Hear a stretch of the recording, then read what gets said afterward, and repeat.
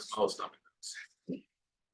So we just closed one Sammamish, just for your entertainment. We had 462 people in 3 days go through that. Amazing. Whoa. Yeah. We got 18% over list. That's It was a total fixer. But Wow, that was a lot of traffic. I haven't seen the traffic in a long. that's amazing. Long.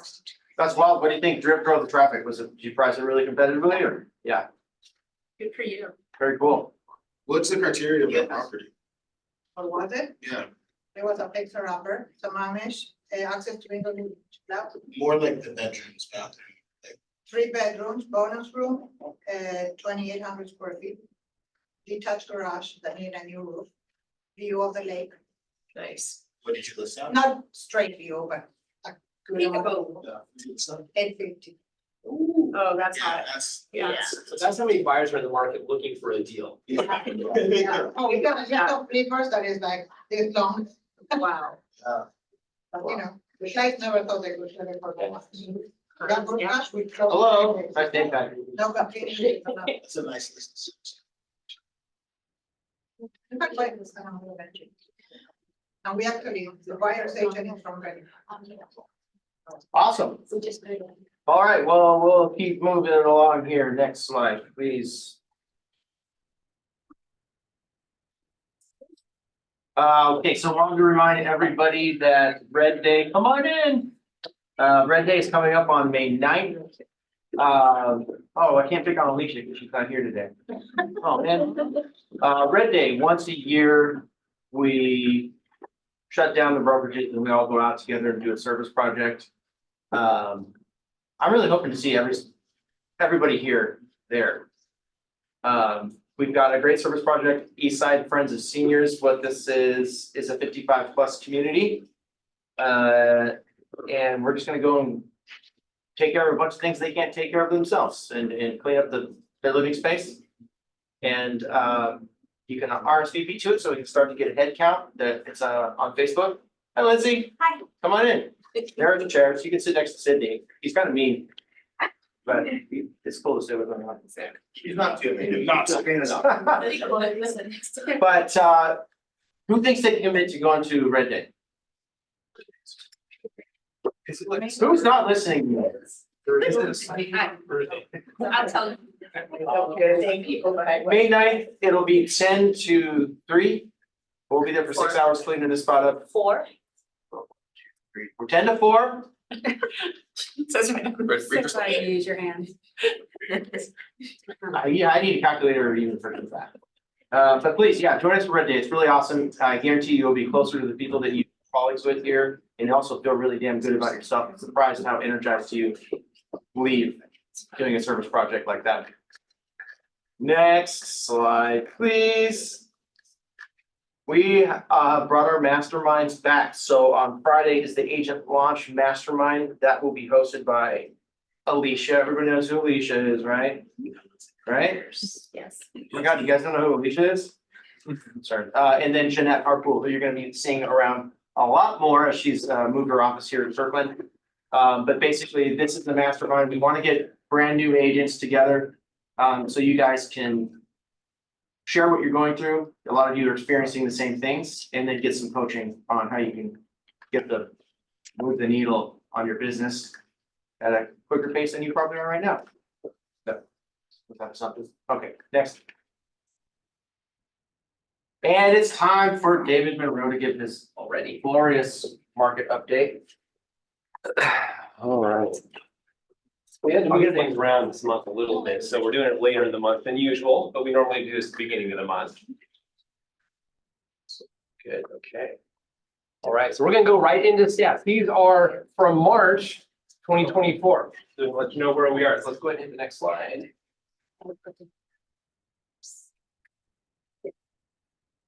The first slide? Perfect, yeah. How do you guys feel about the market? You feel like it's like, you feeling the heat, feeling like it's tapering at all anywhere? Second some damage on fixers, right? Right. Yeah. Yeah, it's still, it's still really hot. But have those of you who have dealt with a lot of listings, whether you're dealing with a buyer that's in multiple offer situations or you're taking listings, have you noticed in any areas that the number of offers has gone down at all over the last month or so? A little bit? Yeah. Yeah, I feel like the prices are still going up just as fast, and the strongest offer is still pushing it, pushing it way up. But maybe some areas are not seeing quite as many offers, right? But the market is still strong. So if we look at where we are now, and by the way, this right side here is March of 2024, and then how it compared to a year ago. All right. So we were kind of mid-shift about a year ago. Actually, we're kind of just stable. I would say we were stable. We weren't in an active shift. We were in a shifted market, just kind of stable. So what we saw last year is, I'm going to look at the blue line and the red line. Blue line is new listings for the month, and the red line is new pendings for that same month. So if you look at, this is March right here. So we're blocking here a little bit. This is March. And so if you look at, we do this to kind of predict and look at the trend for this time of year. And what's interesting is when we went from March to April, we saw a dip in the number of new listings in April, and we saw pendings go up a little bit. So even when we look at this for trends, sometimes some months buck the trend a little bit. So this is not normal, going down in number of listings, new listings for April. Normally we see that kind of level. This is pretty normal. So we came in here, and normally if you're looking at just last year, this is why it's good to understand what's happened in previous years too. Normally what would happen is we would go here and we go up a little bit in April, okay? So we're gonna predict this, let's say, all right? We'll predict new listings will probably continue to go up in April a little bit. Who knows what typically is the highest listing month of the year, new listings for our area? April. January. It's sort of a trick question. I don't, Yeah, January is the highest month of people who decided they want to sell in the spring, right? So it's sort of a trick question because it's actually May and June, or May or June, right? Is typically the highest. So we can expect pretty predictably that we're still going to go up in the number of listings in May and or June, number of new listings. So those of you who have frustrated buyers that are frustrated with how little inventory there is, there will be a cycle where it keeps coming on the market, and they'll have more choice before it starts going down a little bit in terms of new listings. Pendings, we would expect to probably start to level off, but not, we would have a steep up trend, right? In terms of number of pendings from month to month to month so far. This will have to slow down at some point. And if we go back and look here, it stayed pretty level, maybe up a little bit. That was actually pretty normal for even previous years too. So we can expect to see both these start to get, the curve will start to turn a little bit, but it won't go down, all right? So this is what we use this for, and this is why we look at previous years and sometimes, remember, I have gone back even to other years when maybe the previous year didn't really show exactly what's going on, like right now, but this actually is pretty close other than this. So, make sense? Any questions about this? I'll kind of go through it sort of fast. Okay, let's go ahead and hit the next one. Oh, come on. GC. Awkward silence.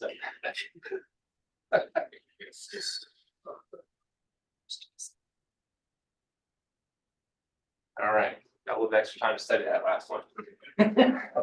All right, so this one, now notice, like on this, I'm using King County, single family, not condo. So just single family, 450,000 to about 2 million, which is the bulk of the transactions that occur in our area. And I do that because it really spells out the trend that's going on a little bit better.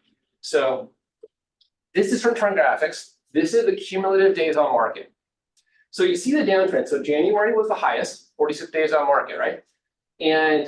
But remember, this is a lagging indicator. So January was a pretty good month, wasn't it? Did we feel like January is a good month? As you can remember back that long, right? Yeah, it was a good month. I mean, buyers just came out in droves. Sellers got off the fence, started putting their properties on the market, right? But yet it was high days on market because that represented the activity from December. representing the pendings from December. So most stats that we see, trend graphics, info sparse, and other stats, they will base this on closed transactions. So if something's still pending, it's not going to show up in this calculation, right? But we do see a downtrend here. But we always like to get ahead of that too, because this is what other agents are going to be showing your prospects, right? They're going to say, oh, here's what's going on, 25 days on market, right? So we want to get ahead of that and figure out, okay, where's it going from there? And so we pull pending transactions. So the transactions that went pending during the month of March, in this example. And we look at relative too. So we saw it went from 52 to 41 to 28 to 18, right? So knowing that we, in February, had 28 days on market for transactions that pended in February, so that'll tell us what would usually happen in March. It'll at least give us the indication, right? That led to 25 days on market for closed transactions. Now, sometimes you might look at that and say, the math isn't quite working on that. And that's because the days on market was falling so fast. And in February, about a quarter of the properties that went pending in February closed in February. All quick turnaround. About a third of everything that went pending in March closed in March. That's actually a surprise. That's a surprise to anybody other than me. Yeah, very quick closings. You're like, well, I can understand maybe first week of March pendings closing at the end of March, but there are probably some in the second week of March that were closing at the end of March too, right? So when it moves that fast, sometimes you look at this and say, well, if we were to guess what the days on market for April will be based on the days on market for March 18, we would normally think, okay, it's gonna be somewhere between 25 and 18. It could actually possibly be below 18, like 17 or 16, but if this drop is slowing down, it could be 18 plus or minus, right? So that's what we look at. We'd be saying, oh, the trend is the days on market is still going down. So when our competition gets the stats that they pull, next month, they'll show closer to 18 days on market, plus or minus, right? But the important thing here is that we want to know when we hit the bottom too, right?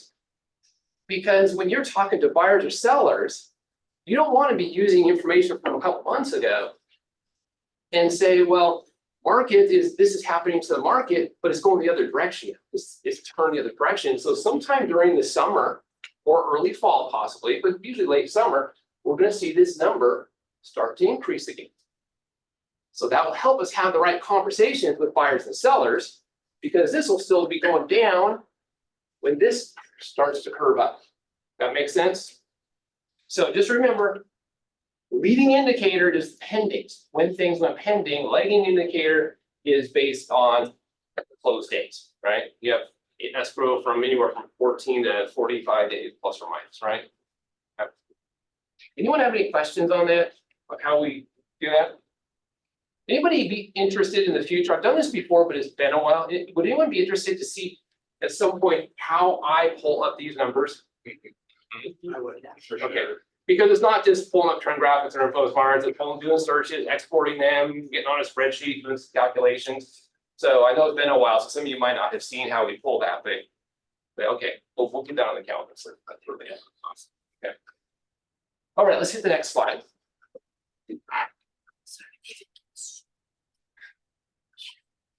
So just summary from the last slide. So average cumulative days on market for closed transactions, 25 days. It comes from trend graphics and info sparks. Average cumulative days on market for pending transactions that I calculated was 18 days, right? Okay, so that came from the last slide. Now this bottom portion is super important for especially sellers, but it can be important for buyers too, because especially a buyer that's getting outbid over and over and over again, letting them know how much leverage they'll have on something that's been on the market for more than a week. So the percentage of listings that went pending in 7 days or less is 2/3. 2/3 of all listings that went on the market in our county, single family, the month of March, went pending in a week or less, right?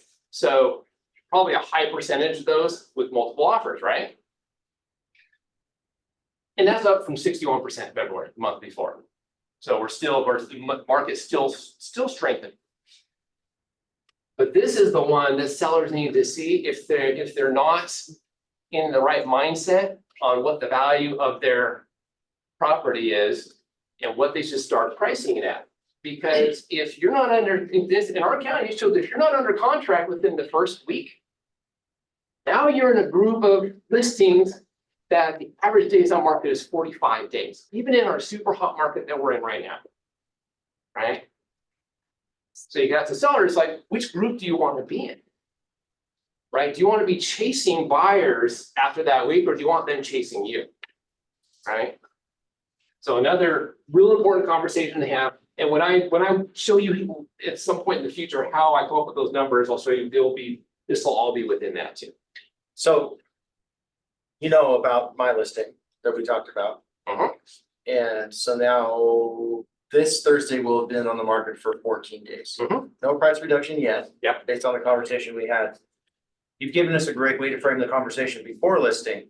Now I'm gonna come with them, meeting with them today with this slide, but how would you frame it? Now we're already past the first week, so. Yep, so that's no like, I assume you don't want to be 45 days, right? And most people say, well, yeah, I don't want to be 45 days. And well, good news is this 45 days is an average, which means some people are 70, 80, 90, 100 days, which means that you still have a shot right now if we can get you to the right price right away. And you can be the one that pulls it down from like 50 to 60 days down to 45 days, right? So if we can get you off the market by day 21, would that be a value to you? Yeah, Vance. That 45 days, David, because that looks like it could be opportunity for some buyers out there. Is that all? Do you find that's mostly pricing, or could it be some marketing or how the property shows?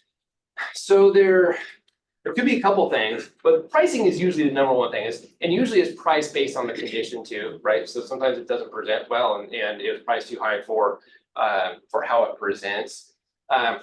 But it could also be a unique property too, right? A property that just people look at and they say, well, I don't know about this, I've got other options, which again comes back to price, right? Because sometimes the unique properties, if a buyer's going out choosing other options, then maybe even that unique property is at the wrong price. It's not just about the property itself.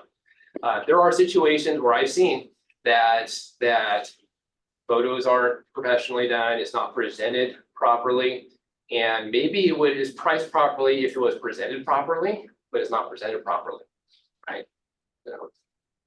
Yes. So if it doesn't sell within the first 7 days, what do you think about price reductions and strategically when that should happen? It depends on the situation, but because you have to be careful about dropping the price too early, right? Because what I would do with buyers is I'd see someone that dropped their price after the 7-day mark, and I would come in on day 8 or 9 and offer a way below, an anchor way below asking price on that. Because I say, this is someone that is really motivated to sell now, right? They realize they made a mistake on price, or they just didn't sell at that price, and I'm gonna come in really low and anchor them low and then kind of get somewhere in between from there. Now, not everyone would necessarily do that. That's where but I see a lot of listings have price drops at the 14-day mark, 2-week mark. And at least I'd love to get your guys' input too, because from what I see, buyers don't seem to look at it as opportunity. Like, oh, we're gonna really negotiate down on that one. They just look at it as, hey, it didn't sell the first 2 weeks, they dropped the price, let's see if it's at the price it needs to be at. But the seller conversation is, hey, what do we need to do to attract buyers that we need to attract if it stays on the market more than 7 days? And the message to buyers really is has anyone set up a search for a buyer that only sends them properties that have been on the market for like more than 5 days or 7 days? Wouldn't do that? Some people do that. But buyers realize that they can't compete. They're like, I just keep getting beat up. I don't have the resources to compete with some of these offers on the terms, or we're not willing to go with the terms necessary to win in some of these multiple offer situations. Let's just look at a property that didn't get an offer on offer review date. So maybe 5 to 7 days. I've seen some people do that actually. And that's where this comes in for a buyer. It's like, so you're telling a buyer, you say, well, once the property's been on the market for more than a week, you actually have some leverage.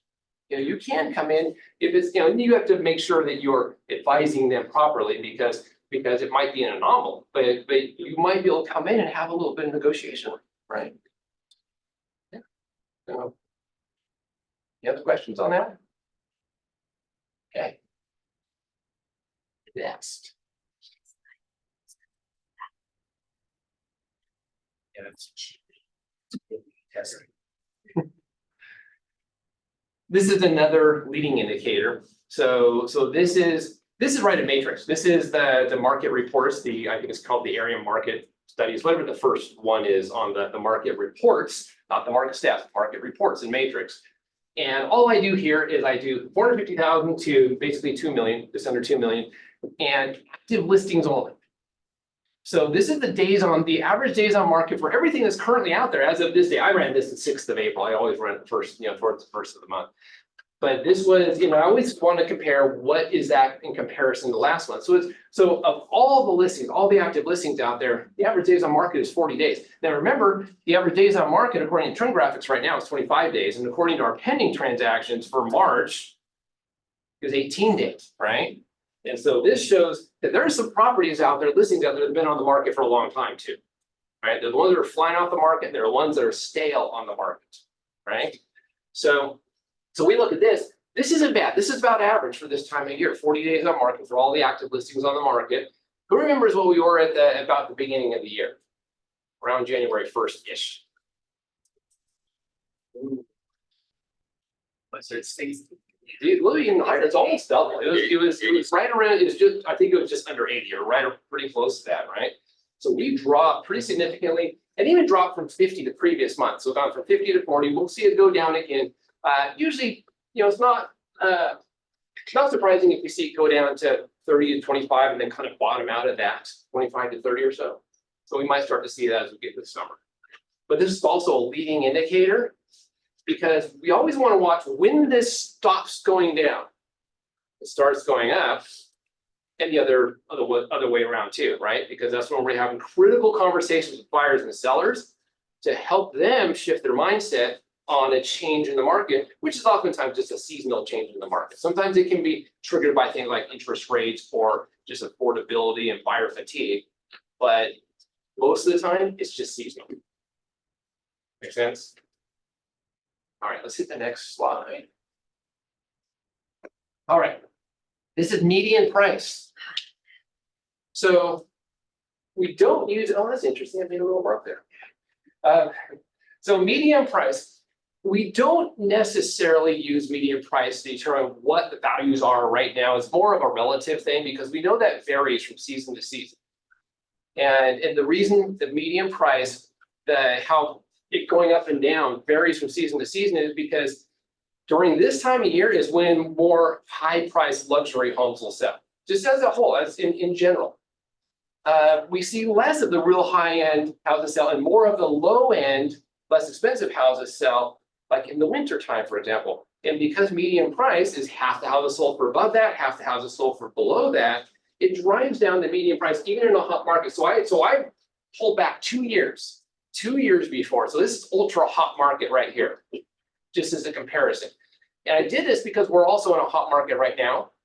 And a year ago, we were in just what I consider a stable market, not a hot market.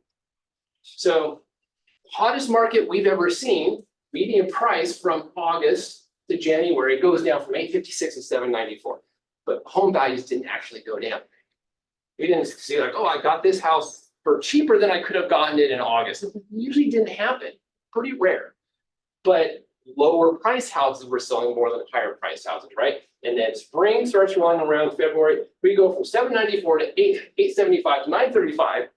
And then from March to April to 995 back in 2022. Now this is right before the bottom dropped out of the market, right? Right before the shift. So we're seeing a similar trend right now. That doesn't mean we're about to go into a shift, by the way.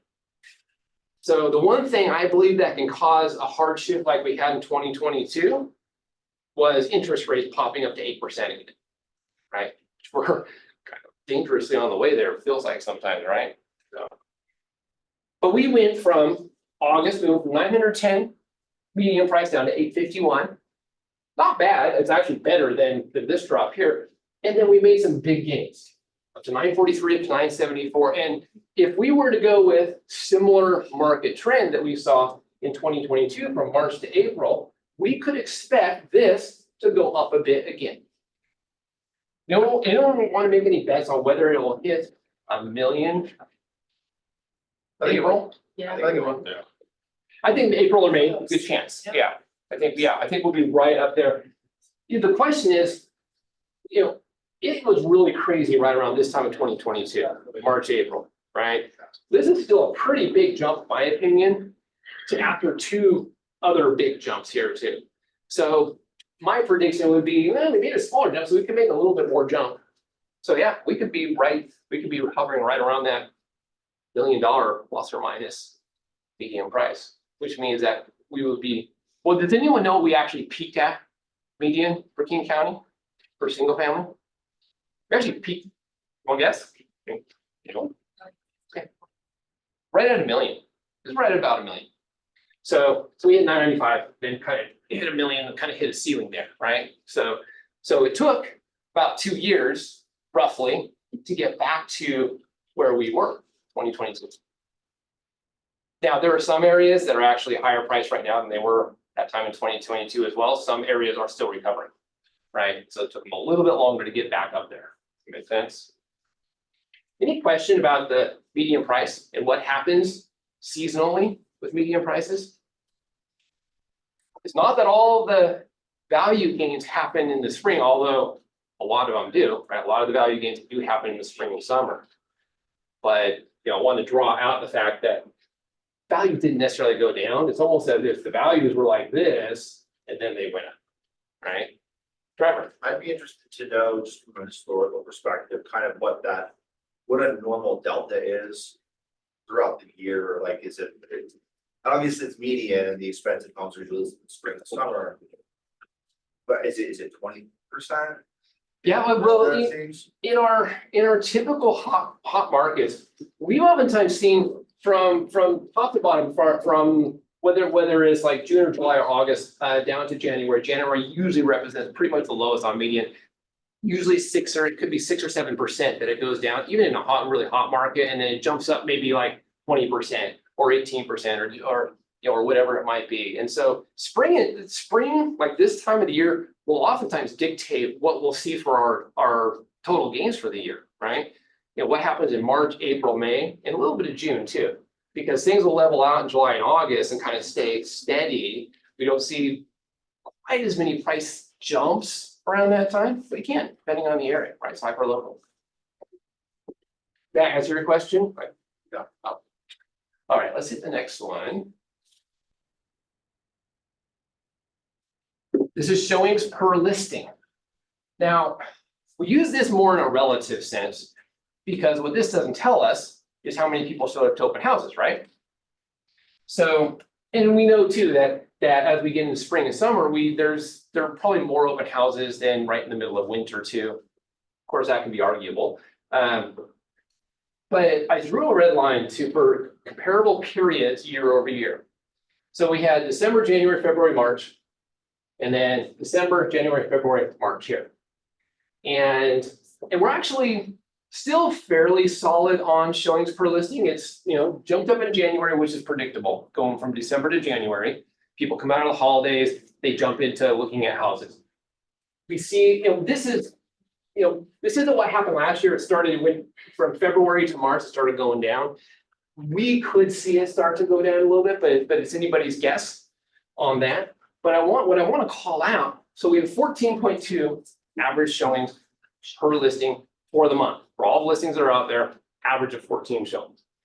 Well, look up here, March 2021 and March 2022. We had 27, almost 28 showings per listing in March of 2021 and 19 showings per listing in 2022. So the reason why this is important is sometimes it doesn't tell you a whole lot on a particular month.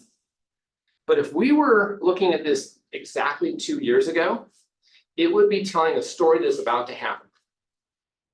Because we go from really high showings down to pretty big drop in showings in March of 2022 from March of 2021. So those of you who think the shift actually started in May or June of 2022, it actually started in March. But we didn't see it in pricing or offers, days on market until the end of May, beginning of June. But this is where I would say, if I saw this, and I had a seller, a prospect, that was like, oh, wait until May. I'd be looking at that and saying, you better get on the market right now. Because the market is changing, just no one else sees it right now. And here's the number you need to look at. This dropped like 30% from last year, the same month last year. We're getting ready to go into a shift, right? So this is how, so some of this stuff that I show you, it doesn't tell a big story every time we look at it. But when we can look at it enough month after month after month, we're like, oh, something's changed, something's going on. That's what we want to look at. And that's where we could really be of a lot of value to our buyers and sellers, right? So we could be telling buyers, it's like, hey, showings are slowing down. Might not be as competitive as we get into our later spring market, right? Now, that's not when it's selling us now, but that was what we could have been telling them back in 2022 to be of value to them, right? So we watched this, that's why we watched this. But this month, it didn't tell us anything other than we're still in a pretty strong market, right? Any questions on this? All right, awesome, that's all I have. Sweet. I was just gonna call out. The data is valuable. I'm stealing slides from this today. I think I accidentally switched the slide back. Liz isn't here, but exactly what to say. Book club starts tomorrow. Tomorrow. And there's some people who are reading the book right now, right? Who hasn't read the book yet? Who's read it? That makes my heart sing. So, I read it at the beginning of every month.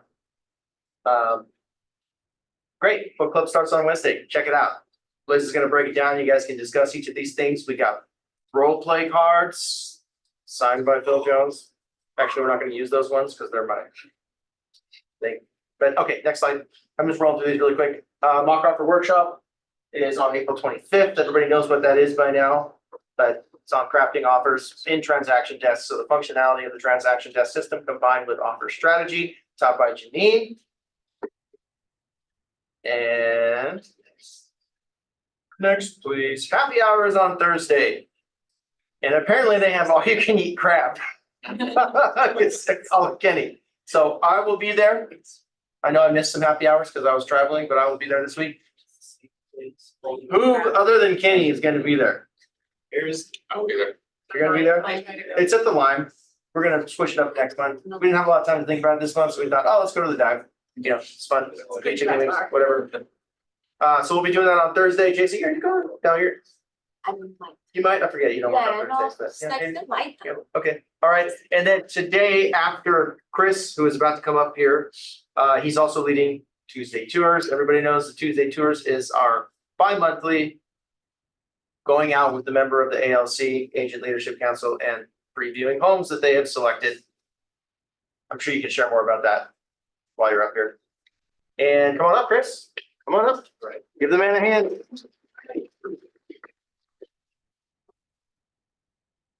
Tuesday tours. Oh, wait, you get to sit in the call chair. Why? Because you're featured. You're the important person. I'm just at the same level. No, you're taller, Chris. That close. A little close. Yeah. Matching shirt. Yeah, you guys look like twins. I know, color coordinated. You dug into my closet. I need to get a pair of glasses, it turns out, because I can't read anything anymore. Where do you get yours? Don't worry, I got these. It's a mammoth. Somewhere. All right, guys, that's it. Oh, okay. Go, go, go. Okay, so Chris Tolstoy, That's you've me. been doing real estate for almost a decade, but only seriously for about 5 years, right? That's right. All right, Yeah. tell me more about that. So let me think about that. I started with Redfin, believe it or not, a decade ago. When I was in the corporate world, it was like, you really want to get into real estate, why don't you do it? And I'm like, you're right. So I was in Atlanta, Georgia, and I was like, I'm gonna go get my license. I'm tired of the corporate world. I got my license, started with Redfin in 2014. And then from there, I just worked Redfin for, it's like, I think it's four years roughly. And then decided that after a transaction that I closed with Redfin, all I could afford was a shotgun. After that, I said, this isn't enough of a commission, and I worked pretty hard, so shotgun, that's another story. I hunt birds, right? So I don't need shotgun for home defense or anything like that, but I literally saw the commission check was 2,000 for me and Redfin collected like 22. And it was a really good friend of mine. So at that point, I decided it was time to switch it up. April was with Redfin at the time. We moved from Redfin to small boutique brokerage in Issaquah Highlands called Eric Muir Associates, which is just now Muir Associates with Krista and Eric. And then after that, we came to KWE 2019, and then 3 months later, I started full time. Yeah, So so Chris, am I too close to you? just a little. All right. So yeah, How many transactions have you done in the last year? that would be a good question. You know, I think in the last year, I do keep track of this stuff. I think we're around, last year was a weird year for a lot of us, right? Yeah, Right? yes. So it was, I think it was 27. Roughly, but we had a bunch of airplane hangars, which is a whole interesting story, which those were small transactions, but 27. How about the last 3 months? Too many. I'm not counting. Yeah, it's a ton. If Lynn's here, There's been a lot. It's a Done a lot. lot in the last 3 months. What do you contribute towards? I mean, I remember talking to you 4 or 5 months ago. Hmm. And then things really picked up for you. Mhm. How'd you do it, Dan? So April and I are very collaborative. Sometimes she probably doesn't think that we're collaborative, but we're very collaborative, and we meet once a year in November, December timeframe, and we plan out the upcoming year. And we started this in 2015. This is longer than you probably want, but we started meeting in 2015, having no idea what we were gonna be doing, to now being very intentional about what we're gonna be doing. And last year, when we met, we restructured from 23 to 24 and said, this is what I'm doing, this is what you're doing, and let's be more specific on that so we can be more productive together. And I think now that we've been working full-time together for almost 15 months, we're finally getting a little bit of momentum, just a little bit. Yeah. So, but that, I think for us, it's a game plan. If you don't have a game plan for your year, if you don't have a game plan for your week, you're gonna miss out on opportunities. And James is here. Nice to see you. Welcome back from vacation. James is a newer broker on our team. We talk about game planning, and every week I have a game plan. Every month I have a game plan, but it all starts with that year, right? And so if it starts in November, December, you're ahead of the year, you kind of stay ahead of that curve. I feel like I'm still behind the wave right now, trying to catch up, but I think it's all because of our planning. And it still never goes exactly as planned, no pun intended, but you've really got to focus in on what you want to do. How are you gonna do it? Yeah, what I'm hearing is, being an independent contractor is interesting, right? You're your own boss. And what I'm hearing you say is that treating it like a business, treating it like your business that you own is what's really paying the dividend, is Yeah. on a daily, weekly, monthly basis, being very intentional about what you're spending your time on and what you're trying to accomplish. Right, yeah. And I was just thinking about this a little bit ago when we were looking at some of David's data, is like, I spend a lot of time surrounding myself around people who are doing things way bigger than me on a regular basis. And constantly texting, constantly providing them value as much as I can. And I was thinking that just a little while ago, it's like, by doing that, I position myself to see what they're doing and then what I shouldn't be doing. And then only focus on the things that I should be doing. And I got really intentional about the activities and sales that I want to be involved in, and then just staying in that lane. Real estate is really busy, and there's a lot of things out there, a lot of candy, as I like to say. If you're always consuming all the different types of candy, you're never going to get anywhere. But But if you like say, oh, I only want this Snickers bar, and that's all I'm gonna eat, you should only eat Snickers, that's my favorite, ice cream Snickers. If you only eat that, then you're gonna go a lot further than like, let me grab all the candy in the candy store. It's super intentional. I say intentional a lot because I follow Brandon Turner, who I've met in person. April and I have been coached by him for a couple of hours. He has an intention journal. It focuses you on 90 days. You only have 90 days ahead of you. Focus on 90 days and 3 goals, you're gonna get somewhere. Focus on the year, and you have 15 goals, probably not gonna get anywhere. So being intentional about that candy bar and exactly what you're doing, obviously, yeah, stay focused, so. Brilliant. Did I send you 10X is easier than 2X yet? You know, I'm still trying to work my way through that. That's a funny story. I've been trying to work through that one for like 6 months. Oh. It's so good. You know what I mean? It's Really so, long. it's a lot, got a lot of content, but yes, that's exactly what, when I started reading that, that's when I slowed down and got intentional. Yeah. Even more intentional, I should say. Yeah. 10X is easier than 2X, high level book, love it. Yes. You were talking about though, what you're zeroed in and focused on. That book talks a lot about doing what you want to do, not what you Exactly. should, what you think you should be doing. Exactly. What do you want to do? Because that's gonna drive you Exactly. versus what should I be doing? Yeah, So what is it that you want to do? yeah. Yeah, and it goes back to, I only like one candy. And that candy for me in sales is being out in the field and door knocking. I made a lot of money with these hands, just knocking on doors. And when I do that, I mean, the money just follows. Because I like in-person contact.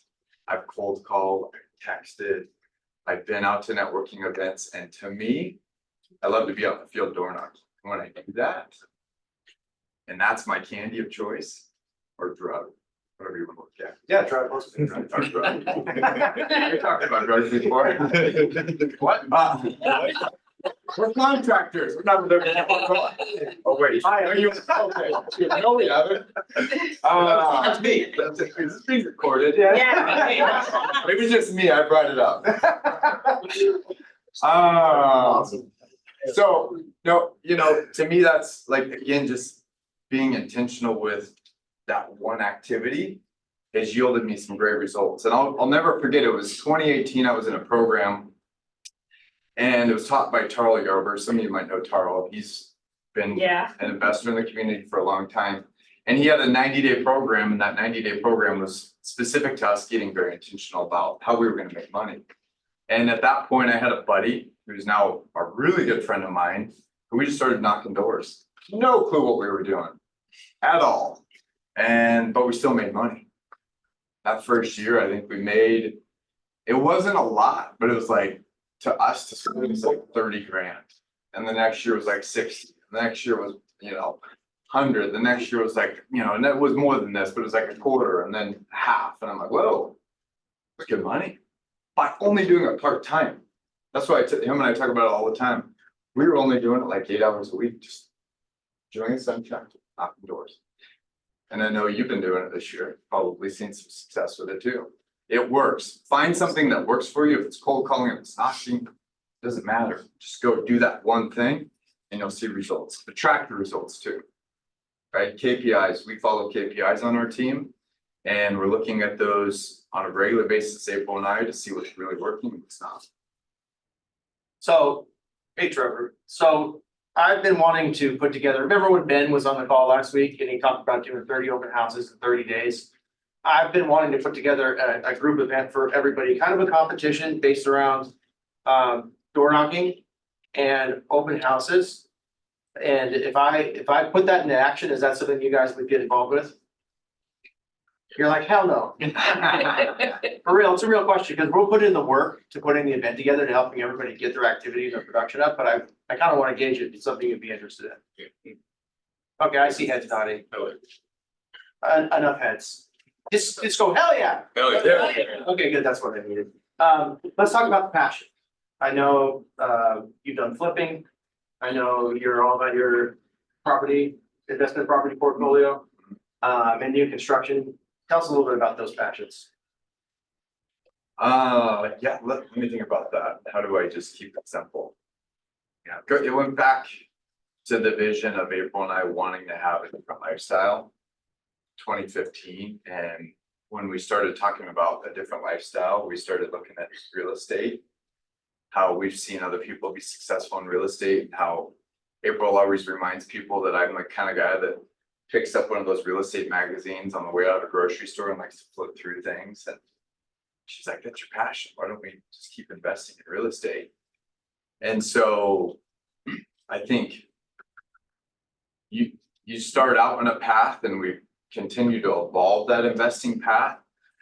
But I tell people all the time, if we're in sales, especially real estate sales, and you're not investing in real estate, you're making a mistake.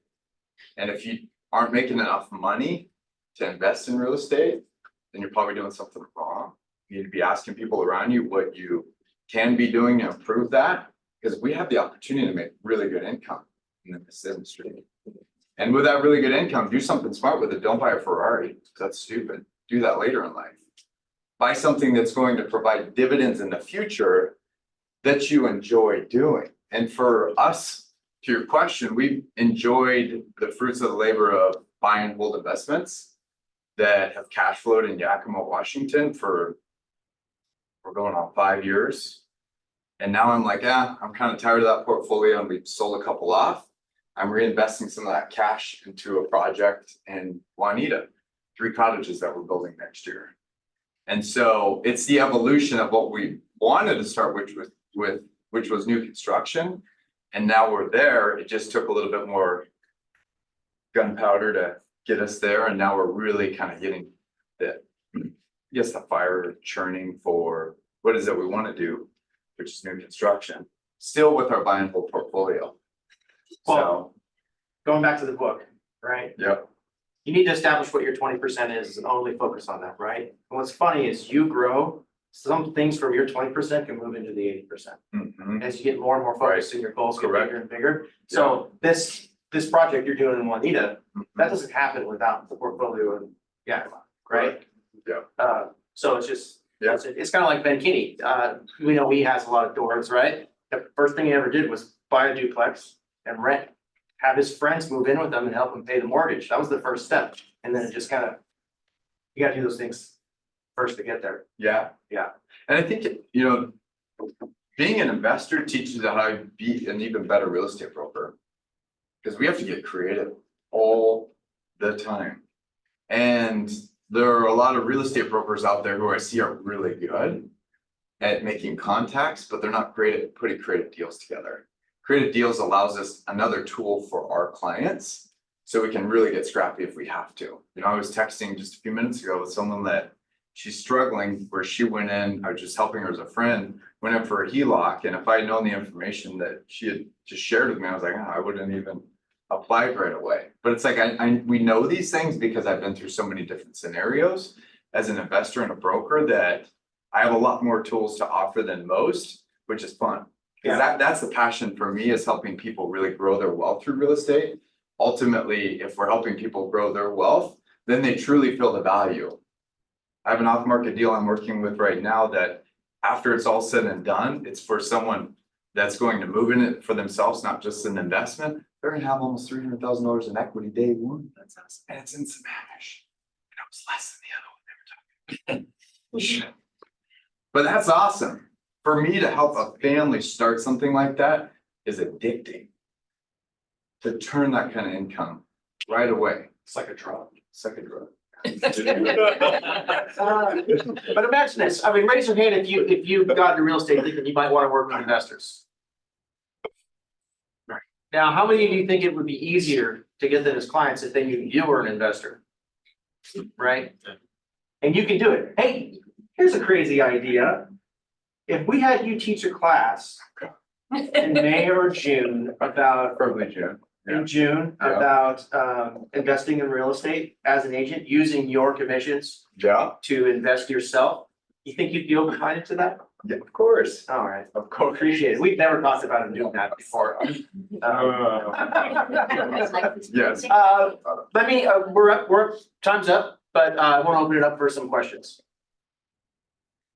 Can we get an example of how you door knock and what you say? Because I know everyone's different, so I'm Sure. not gonna go with like just a regular script. Yeah. So the script is simple, and I learned it from a master. So Knock, knock. Hello. How are you? Yeah, hi. My name's Chris. We're actually buying a couple of properties in this area for development, and I'm just checking to see when you may plan on selling. I'm not looking at some, You're not looking to sell. No worries. How long have you lived in the area? 4 years. 4 years. Awesome. You must like it here. Yep, I love it. Awesome. Well, let me ask you this. If you were to move, where would you go? Mill Creek. Mill Creek. Mhm. So why are you moving from here to Mill Creek? I'm not moving. No. But if I had to, then I like that area. Got it. I get it. Well, I'll tell you what, if you do have any thoughts about moving in the future, we won't stop buying in here. Here's my business card and feel free to reach out to us at any time. There's a lot of layers to that script. I'm just quick and easy. Mhm. I'm just checking to see when you may plan on selling, right, James? James is not. That's all we ask. The goal is conversation. Face to face, right there. And then from there, if there's continue to have interest or they want to reach out to you, they're gonna reach out to you. I rarely leave my contact information. I want theirs. But I didn't need to go into full blown script practice right here with you. Yeah. So, but we always want their information. If you're gonna spend your time out there, get their contact information, but kind of depending on when they'll. Do you have a minimum, like I'm gonna knock on Yeah. 20 doors a week, 50 doors a week, or you just gotta fit it in when you have some time or some downtime? Yeah. I think if I'm out in the field, I'm looking for contacts. So how many contacts am I gonna get? If I get 10 to 20 contacts, I'm happy. And I know that depending upon where I'm knocking, I'm gonna see like 20 to 30% contact ratio. Right? Do you knock in a farm area, or are you just gonna pick a different spot and go this week we're going here? It's development specific, so I'm looking for flatter areas that I know would give me the right development opportunity. Yep. Yeah. I really want you to hear something that he said though, is that it's about conversation though, and take it back to. Say this over and over again, focusing on the process and not the outcome. And I don't mean to like take his talking time, but when I talk to people about calling their spear, the strategy that a lot of people have in their head at the beginning is, I'm gonna call somebody, I'm gonna find out if they wanna buy or sell. When actually the strategy is to be talking to people on a regular basis so that you are the person that they think about when their mom, their dad, their uncle, their friend, their cousin, their coworkers mention the word real estate, they say, I know a guy. Focusing on the process and not at least the immediate outcome. That's the same thing with door knocking, right? True. You're going out there and you're developing relationships, the odds that, yeah, every once in a while you're gonna get lucky and somebody's ready to go. But a lot of the time, it's farming. Exactly. You're 100% right. And what's funny is like, you were asking about like what my goal is. I'll get out in the field and I'll like knock 5 doors and be talking for 4 hours. That's the challenge. I naturally just get people talking. I don't know how. It's just followed me all my life. And it's like, oh my gosh, it's not 4 doors, but I made 4 friends, right?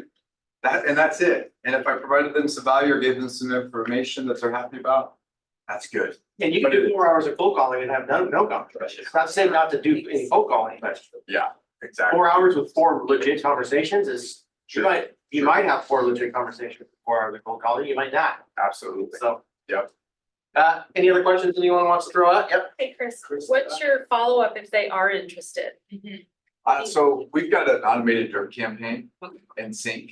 And so from there, then it's like, I'm sending them a mailer the next week, and then from there, the mailer, it's like I have a touch plan where we're calling and texting and sending them articles and information about the area. So I can share with you. Definitely can share with you, but I think it's all personalization. My goal is to get a card out to them within the next week. Okay. Yeah. You're looking for flat lots. If you had to guess where, to the east side, most of the you're knocking. Mhm. Okay, so Kansas. we're talking a higher price point. You're knocking likely $1 million homes. Right. Yeah. Exactly.